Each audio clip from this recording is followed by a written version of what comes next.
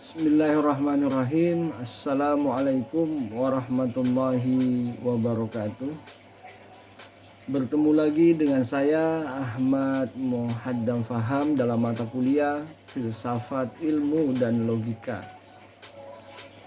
Dalam pertemuan kali ini kita akan berbicara tentang satu tema dalam filsafat ilmu, yakni sumber ilmu pengetahuan.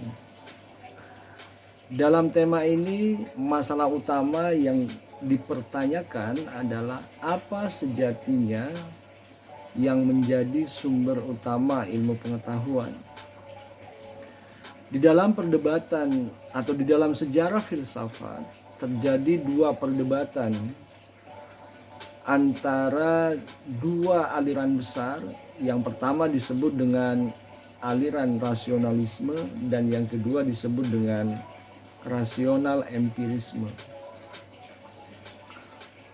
Aliran rasionalisme terutama diawali oleh Plato, kemudian Descartes, Spinoza, Leibniz. Menurut pandangan para filsuf ini, sumber utama ilmu pengetahuan atau sumber utama pengetahuan adalah akal atau rasio. Jadi seluruh pengetahuan manusia sesungguhnya sudah dimiliki oleh manusia di dalam akalnya. Tidak diperoleh dari alam, realitas yang ada di sekitarnya.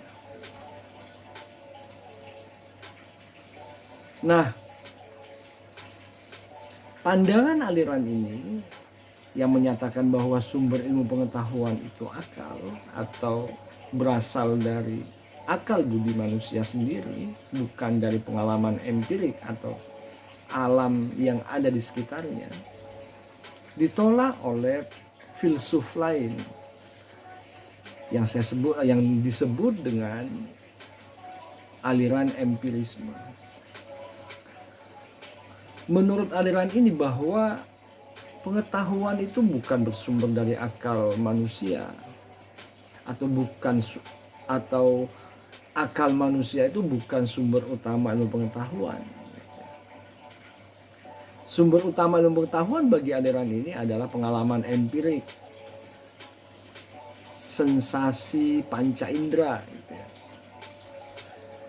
cerapan-cerapan indrawi. Jadi seluruh pengetahuan manusia itu asalnya dari pengalaman indrawi, bukan dari akal budinya. Bahkan seluruh ide, seluruh konsep yang dilahirkan oleh manusia yang menurut aliran empirisme itu berasal dari pengalamannya, bukan dari akal budinya. Nah, aliran ini berbeda dengan aliran pertama yang mengatakan sumber utama ilmu pengetahuan itu adalah akal budi atau rasio. Plato misalnya mengatakan bahwa manusia sejak lahir itu sudah punya ilmu pengetahuan. Artinya ilmu pengetahuan itu melekat pada akal budinya. Adapun pengalaman indrawi yang ditemuinya itu hanyalah mengingatkan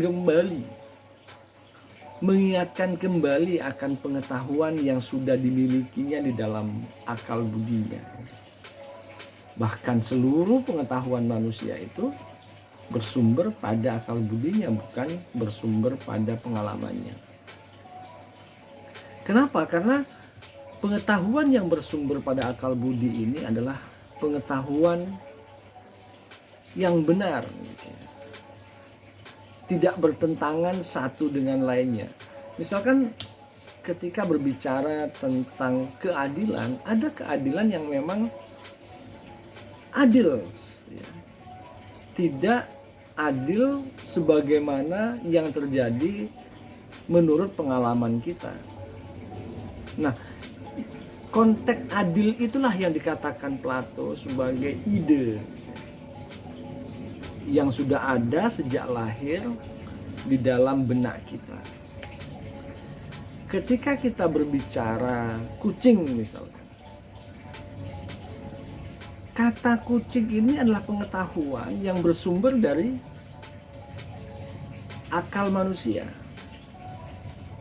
Sementara yang mewujud di dunia nyata, ada kucing hitam, ada kucing kuning, itu adalah realitas yang tampak. Tetapi ada satu kucing yang merupakan sumber utama kucing lain.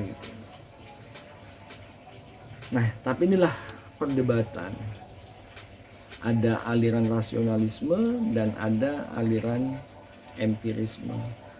Yang aliran rasionalisme mengatakan pengetahuan manusia itu sumbernya akal budi, sementara yang empirisme mengatakan pengetahuan itu sumbernya pengalaman indrawi. Dua kubu yang saling berdebat ini tidak ketemu, kemudian ada upaya untuk menyatukan atau mensintesiskan dua pandangan yang saling bertentangan itu. Upaya sintesa ini dilakukan oleh Immanuel Kant. Menurut Immanuel Kant bahwa kita mengakui adanya pengetahuan yang bersifat a priori, sehingga kita dapat menyatakan bahwa sebenarnya ada kebenaran yang a priori, kebenaran yang kita peroleh tidak berdasarkan pengalaman, kebenaran yang kita peroleh dari olah pikiran kita. Tetapi menurut Immanuel Kant, konsep, ide yang lahir dari pengetahuan a priori itu tidak bisa berfungsi sebagaimana adanya jika tidak diaplikasikan melalui pengalaman empirik. Karena itu pengetahuan sesungguhnya bisa atau berasal dari akal dan juga berasal dari pengalaman empirik. Artinya pengetahuan kita itu tidak semata-mata bersumber dari akal, tetapi juga bersumber dari pengalaman empirik. Justru dari kedua sumber inilah pengetahuan manusia itu lahir. Jadi ada pengetahuan yang sifatnya a priori yang kita peroleh tanpa pengalaman, tapi kita juga punya atau bisa memperoleh pengetahuan a posteriori. Artinya pengetahuan yang kita peroleh dari pengalaman. Mana kira-kira dari tiga pandangan ini yang lebih masuk akal? Apakah ketiga aliran tersebut benar?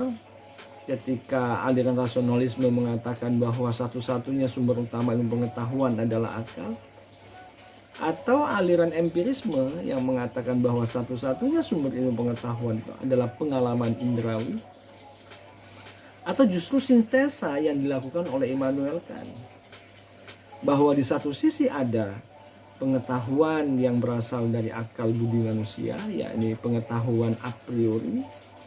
Di sisi lain kita juga punya pengetahuan yang berasal dari pengalaman kita sebagai manusia, yang disebut dengan pengetahuan a posteriori gitu ya. Pengetahuan berdasarkan pengalaman. Saya kira ini perdebatan yang menarik yang perlu kita dalami bersama. Karena itu saya harapkan Anda mencoba untuk membaca kembali buku-buku yang terkait dengan rasionalisme dan empirisme, kemudian juga membaca buku-buku terkait dengan sintesa yang dilakukan oleh Immanuel Kant. Sehingga pada pertemuan yang akan datang kita bisa berdiskusi kembali tentang sumber ilmu pengetahuan ini secara lebih mendalam.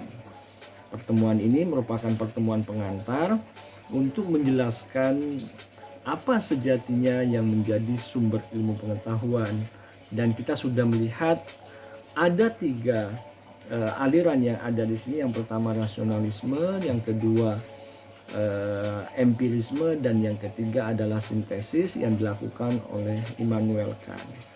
Coba kita pertimbangkan dan kita dalami mana dari ketiga teori tentang sumber ilmu pengetahuan ini yang lebih mengena menurut kita.